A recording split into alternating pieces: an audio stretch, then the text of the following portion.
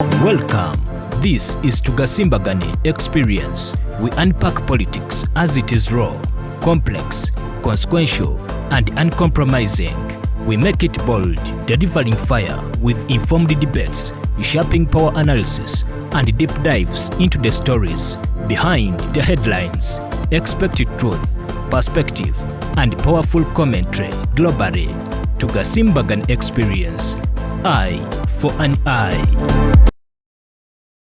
Okay, Tugasimbagane Experience nkwaniriza olunaku lwaleero nze Douglas Bakinyumya. Olunaku lwaleero tugenda gasimbagana ne omubaka omukyala wa district ya MUKONO, Hon Sheilah Amaniyo. Tutunireko ku bintu ebiri mu ggwanga Uganda, tulabe ye ndaba ye ebintu abiraba atya era ebikyamye biyinza kukwatibwa bitya kulaba nga Uganda nayo taking a center stage mu shaping ebintu in one way or the other. Honorable nkwaniriza olunaku lwaleero. Finally nkufunye because engeri gye muli mu shaping a parliament up and down and buli kimu tuli mu beginning stages because I think every August house has to have its own organization. Mubeeramu abamu abafulumye abapya abayingidde, so ate kati particularly this particular parliament a lot has changed. N'abakozi abamu bali under investigation, kwegamba kyabadde kikwekweto kipya, so there's a lot that is going on. Naye nebaza Katonda nti sobodde okujja tugasimbagane naye abalabe bagasimbagane nsaba kusooka kwetonda nnyo si ennyambala ya parliamentarian.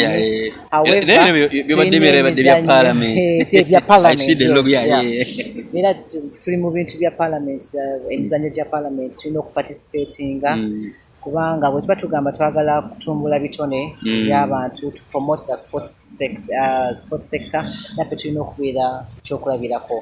So it was a good effort, a good time, and also we play with the interparliamentary games with other East African countries. Nechongera omukago biri mu December. December, so truly it is intense. We're to you're physically fit. Exactly. Fit for the games. Uganda is a defending champions for volleyball. So team ya volleyball ya kushibanya honorable Nachimuli because was a team captain was I don't know. I don't know. By the way, memory ya Nachimuli Charlie. Every time you try to play, the coaches be like Nachimuli was doing. So that name is still there. Honorable Nachimuli. And so that's why I'm dressed like this, and that's why we are glad to have you on this platform to Tugasimbagane Experience. Tueleze gwanga here and there. One, recently, a few days back, wado accident between bya MUKONO, a train ekonagana ne bus yabana besomero ade bagenda kutua. Gwenga legs later, one as a mother embeere eyo bate kubanga ne recently olunaku olwaleero waliwo essomero eryadde ligenda ebitundu bya Kapchola naye abaana 25 bafunye accident, 25 ne bafa. Kino kifaananyi kiwa kitya eggwanga naddala abaana bato tetumanyi obabuzi bwadde ku muvuzi oba abaana badde beenyize oba nguudo zembi oba teziriiko posta. What is really happening? Sookera ddala njagala kutuusa okusaasira kwange eri abazadde b'abaana abo abafudde bano ab'olwaleero abajjo abaana 25 n'okusaasira abafa abafuna akabenjawo ekyetume namumira. Yes. Kibi nnyo nti Uganda oba mu ggwanga ffe abakyasinga okufiirwa abantu mu bintu ebyandibadde preventable. Bisobola okulaba nga ekintu kyolaba nti gavumenti yesobola yeyina okuprotectinga oba okukuuma obulamu bw'abantu ate byebireeta abantu okufa. So many families are now families ezisinga kati either oli namwandu, oli mulekwa, oli ssemwandu, kwegamba tuli mu mbeera eyo. Kyova olaba okuwangala kwaffe tono lifespan tono bera mu kweraliikirira tambulira mu mbeera ya bunkenke okuva ewaka ng'osabye Mukama Katonda nnyamba mazeeko olunaku olwaliro olwokuba boda eyinza okukoona gaali y'omukazi izo ffe waffe twagirwa Sinok trucks bw'obeera mu bisaidi z'ebikadde twagirwa trailers ebyo ebinene ebitabeerako indicators. We have tulina emmotoka eziri in the shape of poor mechanical condition, DMCs. Tulina system egamba nti eri corruptible, because if some of those cases happen, what is traffic police doing about it? You know, I think if those every day.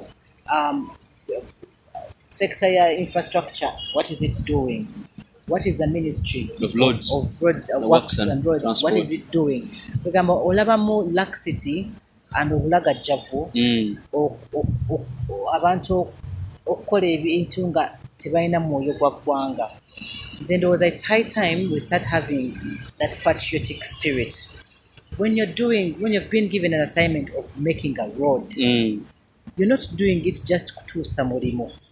Wabula oli mu kukola ekintu bannayuganda kye bagenda okukozesa kibayambe bakiganyulwemu ate n'eggwanga lifunemu. Kubanga ebyamaguzi biyitaawo, abaana b'essomero bwe bayita okukola research ya school tours are good. Yes. Naffe twakulira ku school tours nga waliwo olupapula lwa geography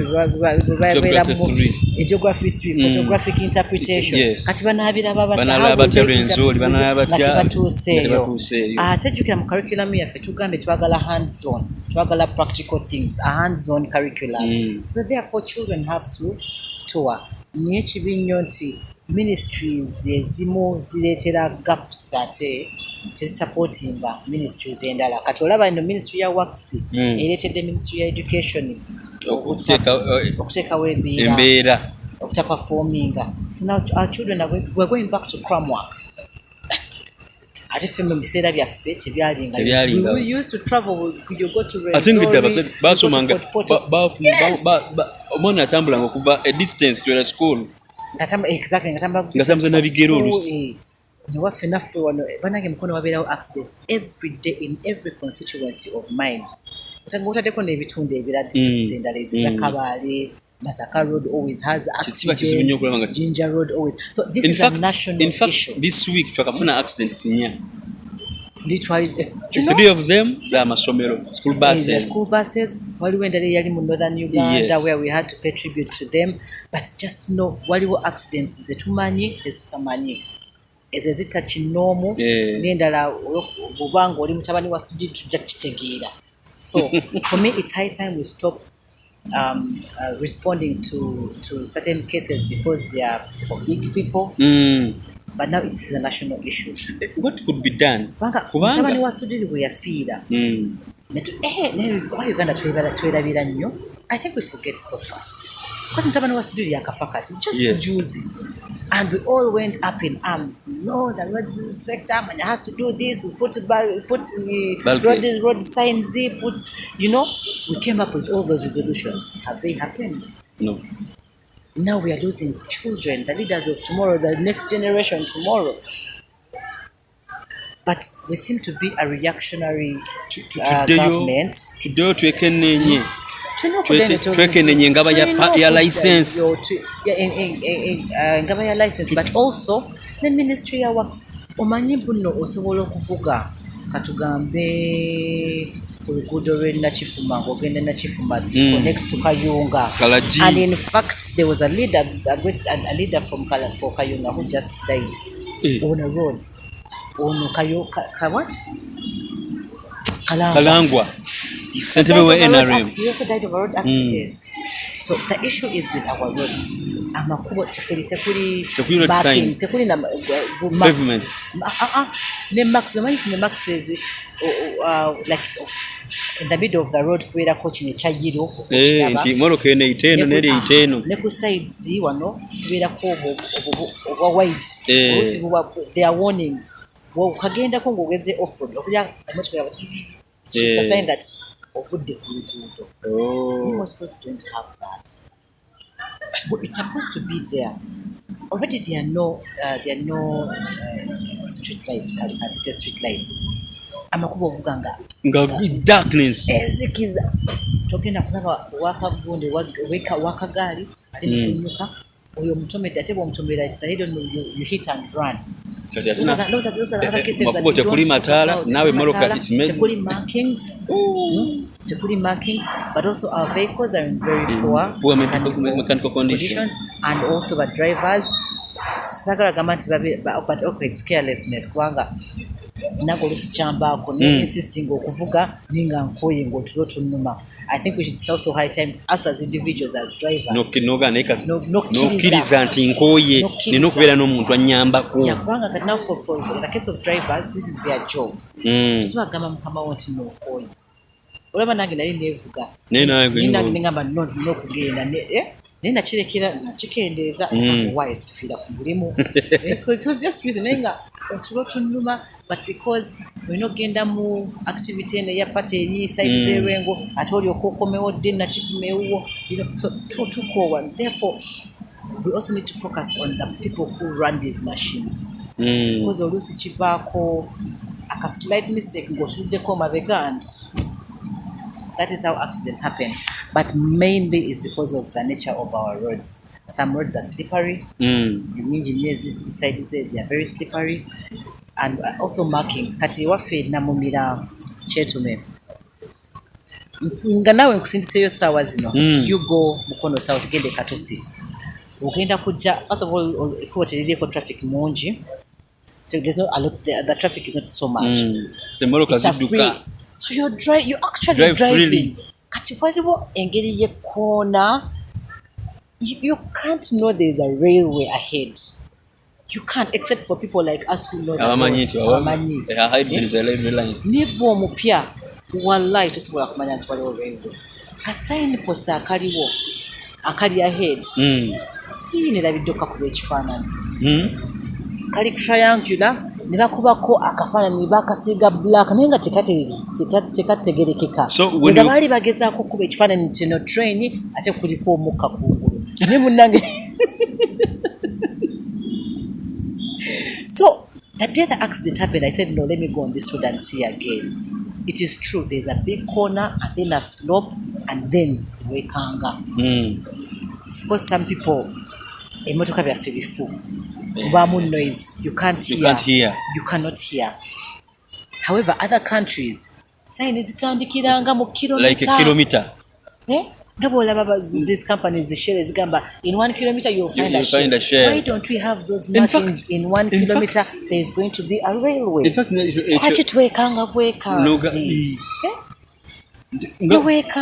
supermarkets zikazachikola nti kilometer ahead ojja kusanga supermarket yaffe you can. And these are small issues that we talk about budget nene. How many railways do we have in Uganda? Bagezako jikomya kitwala cost chi take out those barriers.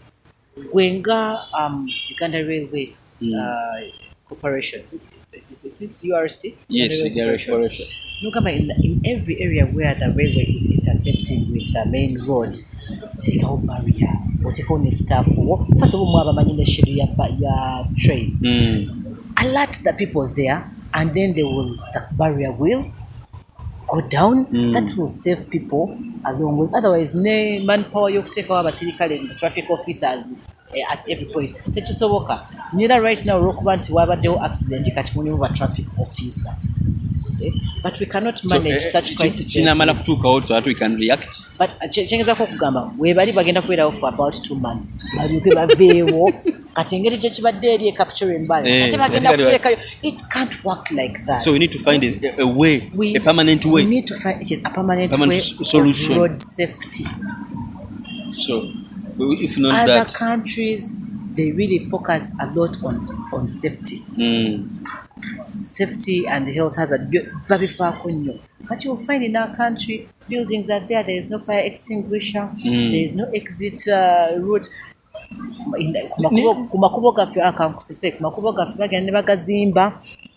Yes, sometimes there can be an accident.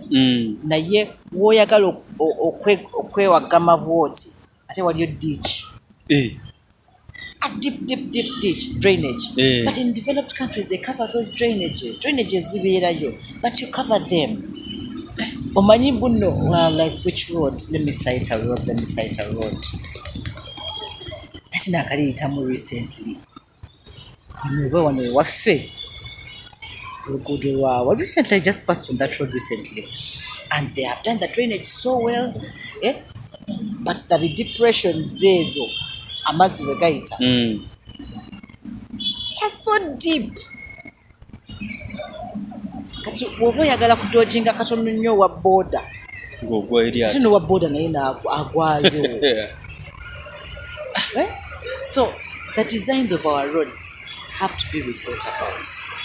So bwempulira gwanga kiryogenzeemu nosanga nga makubo ena open drainage. N'abantu abatambula bagwa. Nina namanga gamu gemmanyi. Nga kati public transport by midnight zikizwa tambula. Nakolirako ku Total Uganda Limited.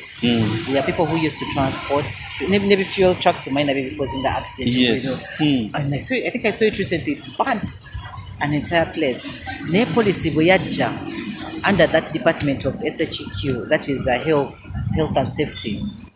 Trucks is affected. I don't know why I see that. Trucks is Total. They don't move they stop moving at 6 p.m. Because at 6 p.m. much low visibility in Mala. So we have to take certain measures. Nitugamba the trucks. Okay, that's where the most accidents are coming from. Trucks. They must have speed governors. No, it is important. We are a reactionary country. We react to it and then we forget. We forget and we learn nothing. And then we move on. Yeah? But we have to have lasting impact on how we promote safety on these roads. Okay, I'm sorry, I'm referring to Total a lot because it's really pays attention to safety. Umotoka mwalingamu speed governor. Ngabusuka 100 kale kana. Ekwa alarm. Atenge eri batu penalizinga.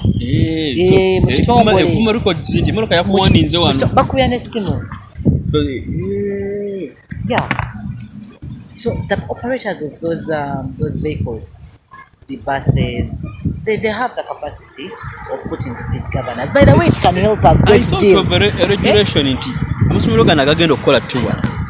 Once it clocks 7, even I'm trying to borrow from my private sector experience to bring it now to public sector because it is very possible. Chicho yogerako kucha acting minister of education okimiriza tours zonna. Well, that is a short term as we try. It's important by imirize as we get a permanent solution. Nenga bayino kuchifuna mbwangu because education has to go on. Yeah, I don't. They permanently stop towards Sichirunji. Abana bafe bajja kutandika gamba nti amagi gava mu fridge. Amajani gava mu supermarket. That is why we go for field tours. Kaunga kava mu supermarket. Exactly, yeah. So kati echa education kijja kukosa nnyo ebyenjigiriza. And yet we are trying to push for practical. They should be temporary. Let it be temporary as of now. They look for a permanent solution. And whoever is going to take children by 6, stop moving further far away.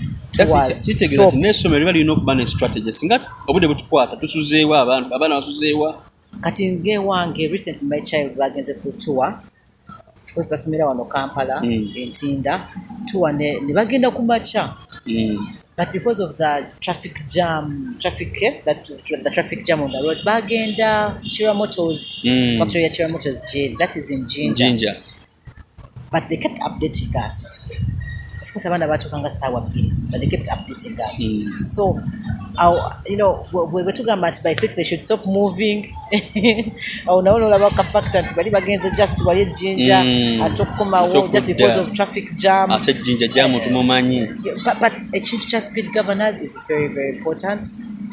And then where need be, we also need to stop certain trucks like Katinga heavy loaded trucks. They must stop. Then Ministry of Works should make. I think it falls under Ministry of Works. These road signs, they should be big. Kati bw'okuntera waliwo n'oluguudo olulala kati this is not accident related. Wano bw'ova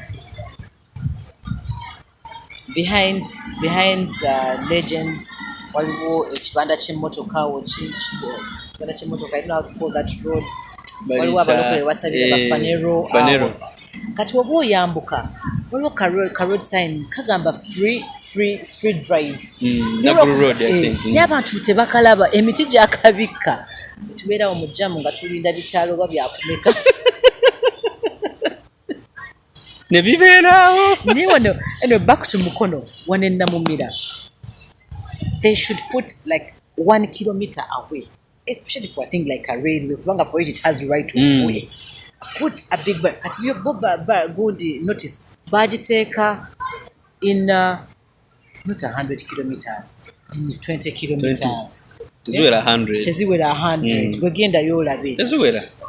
Bakiteka wano barriers eno ya exit abiko bulungi nga railway eri wano. Yes. Nejjukira design y'oluguudo mulimu okweweta. You can't know there's a railway there. And this is not the first time it is happening. This is the second time it is happening. Wali abantu tebaafa, but of course they got injured. Ne kati wano twafunyeemu people who have died.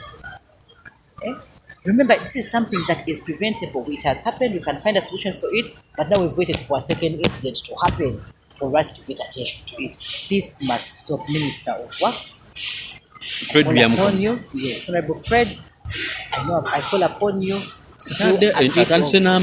Yeah, and yeah, he's proactive. That's why I'm calling him. That's why I'm Musaba wano kumpewa babi goberera by the way. So Musaba wano kufora meno tibanange ministry yo ekole preventive measures for now esobola okendeza obwenje ku kubo. Because I know the budget is okutabaawo nti mukole buli kimu kyonna, but at least for railways you can begin. Then for places like road signs, that's also something that is doable. Get and regulations. And regulations. Let them be put in place. Let's not lose another Uganda. Let's not make another family orphan. Let's not make another child orphan. Let's not make another parent childless. Some of those parents have one child that tukasimbagane experience nkyali ne honorable ombako omukyala para district ye Mukono Sheilah Amaniyo tukuba torch ebintu ebiri mu ggwanga tu Uganda ebimu bikwasa ennaku ebimu byewuunyisa ebimu binyiiza naye we are looking for solution so okweyagalira mu ggwanga tu Uganda honorable tugende ko every sitting of parliament babeerawo an issue of national importance tulopa accidents to fact zizisinga tugendeko ku performance ya ba minister bapya batandikidde mu maanyi twalabye mu bitundu by'embaala eyo minister wa local government ne mumyuka we nga batandise okulondoola abakulembeze ba local government abalyake kukyabedde nga toilet ya district yamalawo $73 million naye nga embeera mweri ate ezo nantono basobola okukotingira ka toilet ka miryango 150 ka miryango 2 miryango egyo nga bibadde ku local government obitegeera. So this is what we've been advising Njagala mukino honorable, what they are doing, is it right at the moment? To do oversight is right. Name and shame. Oversight is right. Name and shame is what we've also been pushing for as an alternative.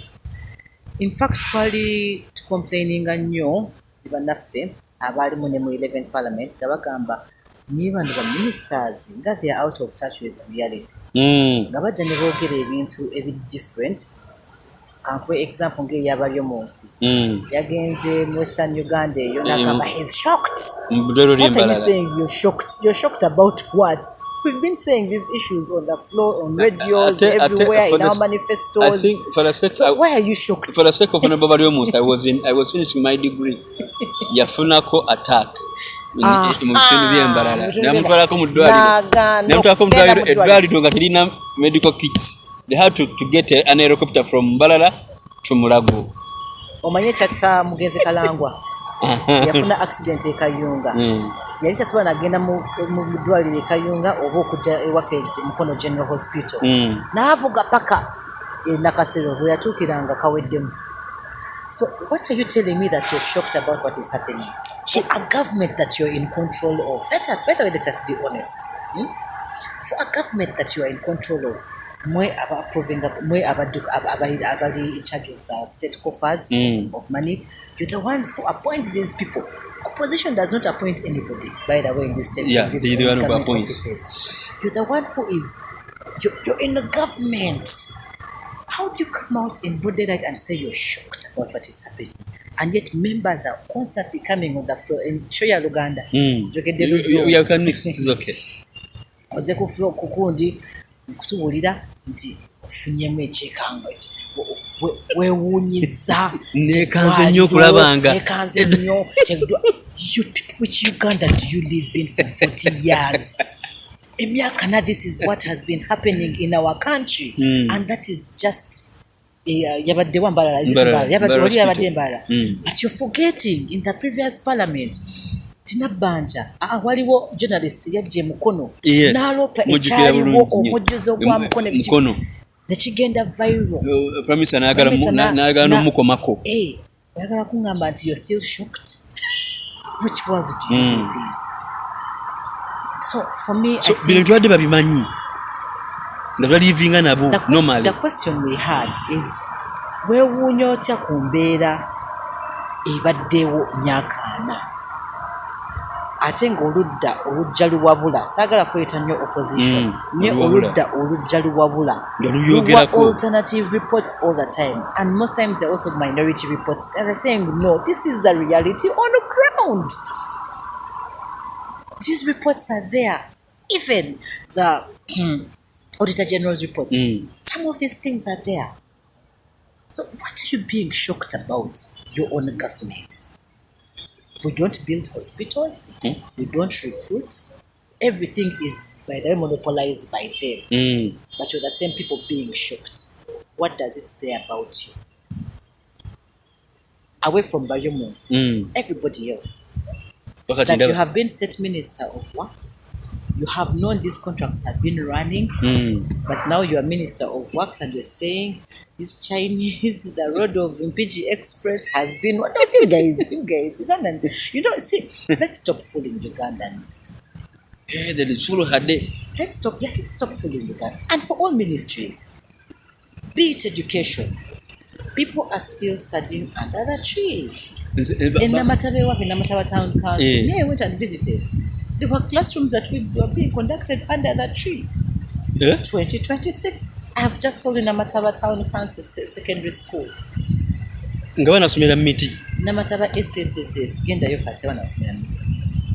Nina ne bwino wana nakwata ne videos. But I would want to share the videos with the Ministry of Education and many other schools. This is just education sector, health sector, and now local government. Local government. And you have been saying, you want to do service delivery. How? Huh? So we want a proactive government. If you have promised to do this, do it. And if we're giving you an old, with what kuwa ntino, bino byoyogera siwe biri. Kiriza ogende okitegeeze. We are not tetuli mu kulwana nti tulwaniza individual tulwaniza gundi nimwagala wabeewo ebikola twogera lwa bulungi bwa ggwanga nti banange bino bye mugamba nti PDM abantu munnange tebabifuna kale parade for us all the beneficiaries mubatimbe. Actually that's what I want. Negundi mukyalo gundi yafunye at every local government bateekeyo board eyo waliwo board ya notices weri naye naffe mukirewo board ya feno nga batera otimba enkaala z'abalonzi ku kyalo thank you very much. Balete kala tubane zine kala zafunye PDM. Manga the same thing keeps recycling. It keeps happening. Nti group emu yafuna ate egenda okubeera group emu efunye. Olwokuba akakiiko akagaba PDM kalina abantu baabwe kebasosola and they know how to manipulate these things. And we've come reporting these things, by the way. This is a corona na muntu yena. Olia kutereeza ki?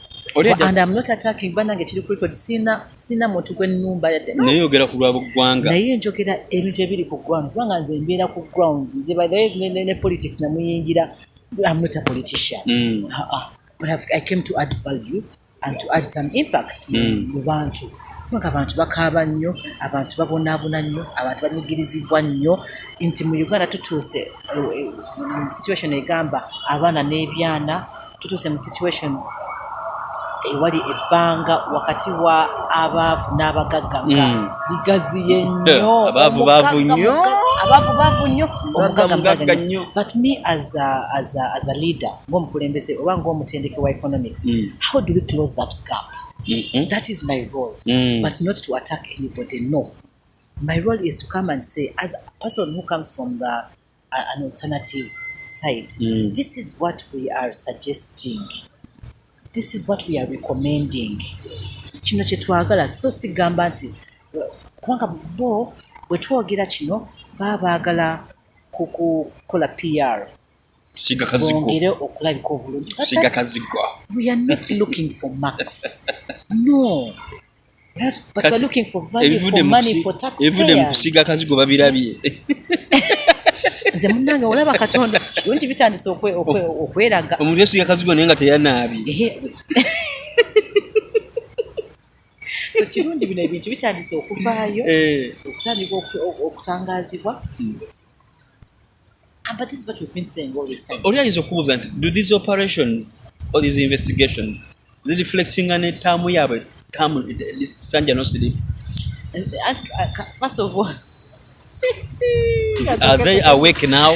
Number, how do you become awake after 40 years?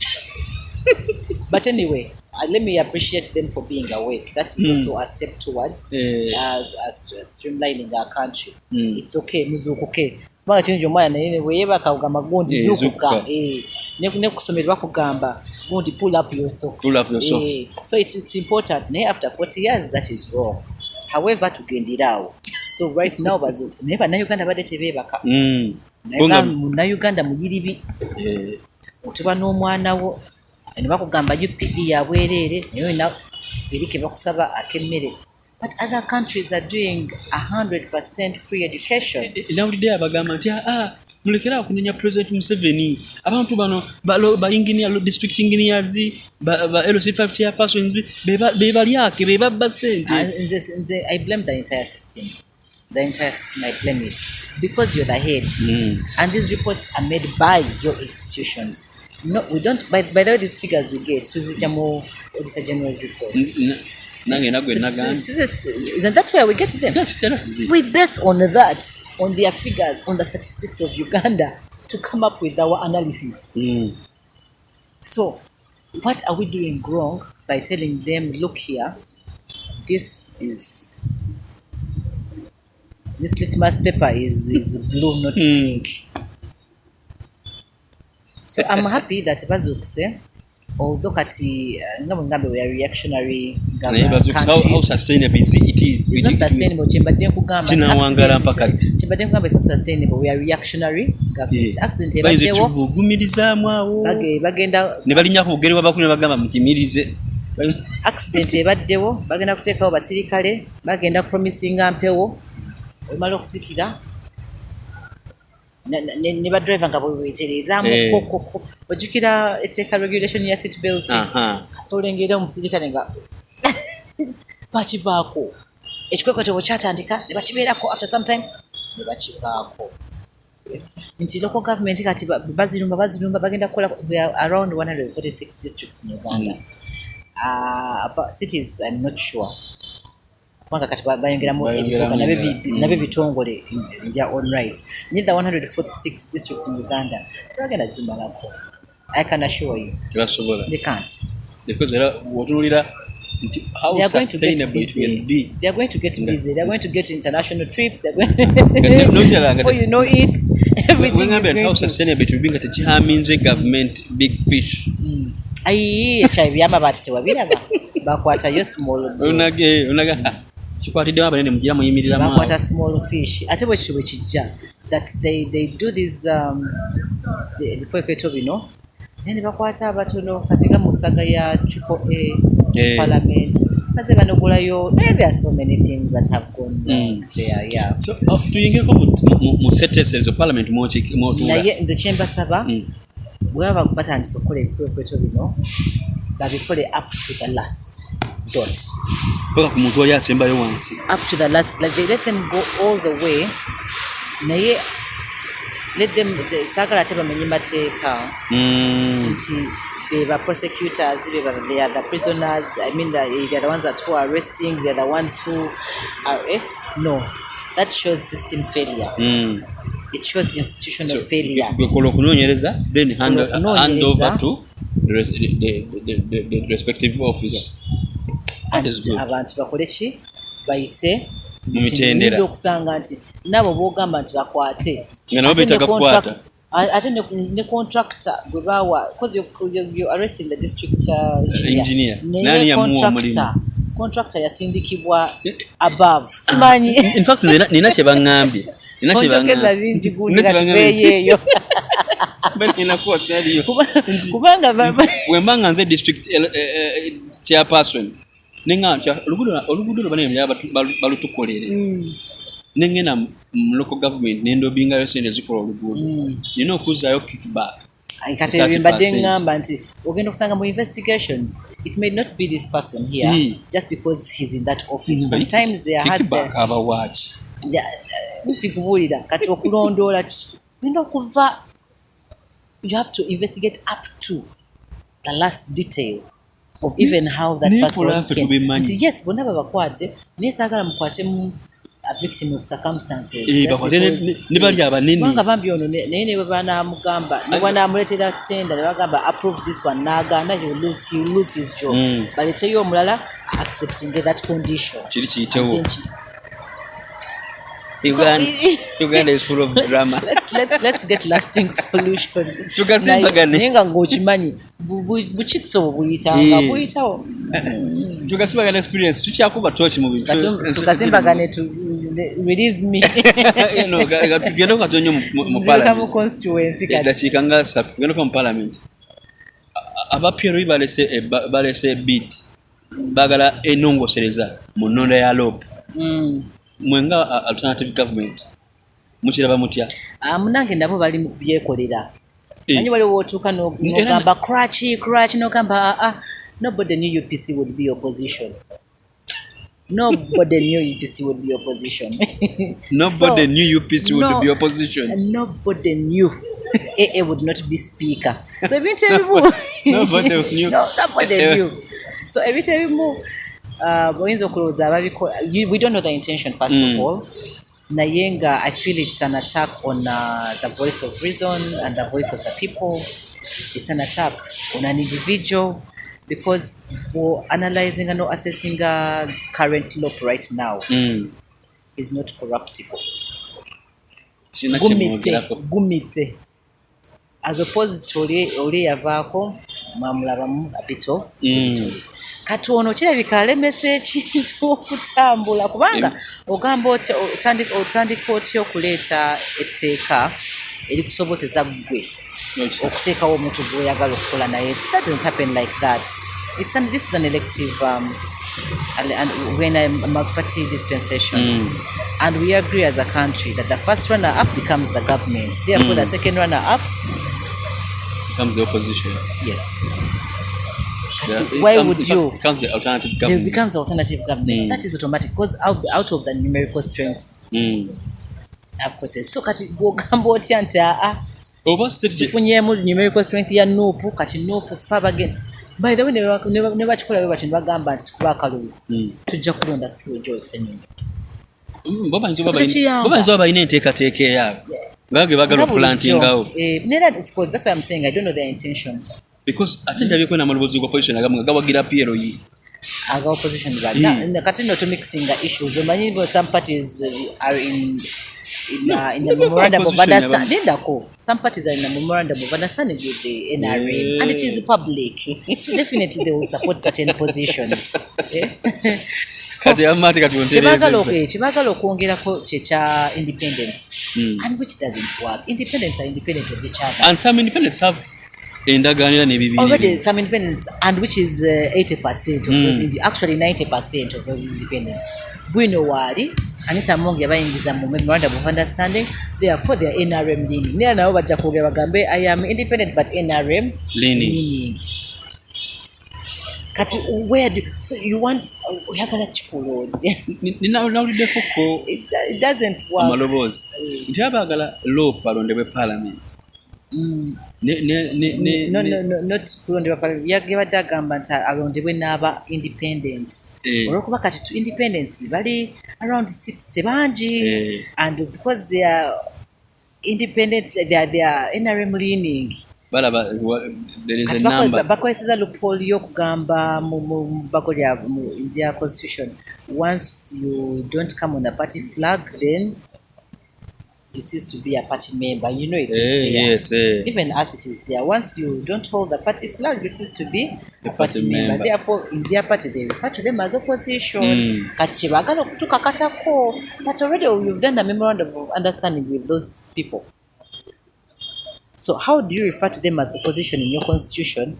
But then you want to refer you want to refer to them as opposition in your constitution, internal party, yes. But then here you want to say that bachogede bulungi sagala chichogera ate balime kuntegeera eri mwe mateka gammwe mugamba ati bano ba independents abavuganya ne party candidate waffe sizes to be siba kibina nate tuba tulina ensoga ze tuyisaawo mwagala ati babire ba kibina yes kitegede wemba mwagala kuyisaawo ensonga ati mwagala babire ba kibina kyammwe. It doesn't work like that, but we subject to debate. It has been subject to nti babanga lopagala naye akubweka akalulu ne prime minister kubanga naye appointing naye akubweka aka engamba kono Uganda eggwanga werigenda naye ensonga eno bagitadde mu committee ya legal affairs. I think let's wait and see. Yeah, let's not even debate about it. Let's wait and see the outcome. Omubaka bamuwadde leave. Of course it was numerical strength, the eyes have it. Naye obojjukira sitting ya parliament eyo ddala wawulira nti no the eyes have it. There was no eyes. Kasimbagane lwaki tonta kubanga naawe wabifollowinga n'olaba nti abantu b'emukono njagala kubeebaza mwebale nnyo kunnonda kunteekamu bwesige n'ekibiina kyange mwebale nnyo kumpa buvunaanyizibwa bulala nze shadow minister wa information ne anti-corruption. Kiba kiraga nti ekibiina kikulinamu essuubi ate ne mukono mwalonda bulungi omuleeta omubaka bwemwatuma okubabeerera eddoboozi ndowooza I think I'm fulfilling that pledge. Omubaka nabagamba nti ndi mukozi neera emirimu gitambuza bulungi. Ebintu byenjagala okuteekako nnyo essira education sector, ebyenjigiriza, ebyobulamu health sector, n'ebya it's called wealth creation, because people cannot be sick and you expect them to work. People cannot work if they don't go to school and get skills. Ebintu ebisatu bikola wamu ebitambuza eggwanga. Abaana bwe baba bayivu bajja kufuna emirimu, bajja kukola. Abamu abatasobodde kugenda mu masomero gano naye munange abaana tubatwale mu masomero gaffe aga UPE tubatwale basomere bwerere. Lwaki tugaggawo? Okay, ekyokugaggawaza si kyensonga. Leka twale abaana mu masomero getusobola. Twale mwana musobola. Kubanga kati abazadde tumenyeka nnyo ne school fees.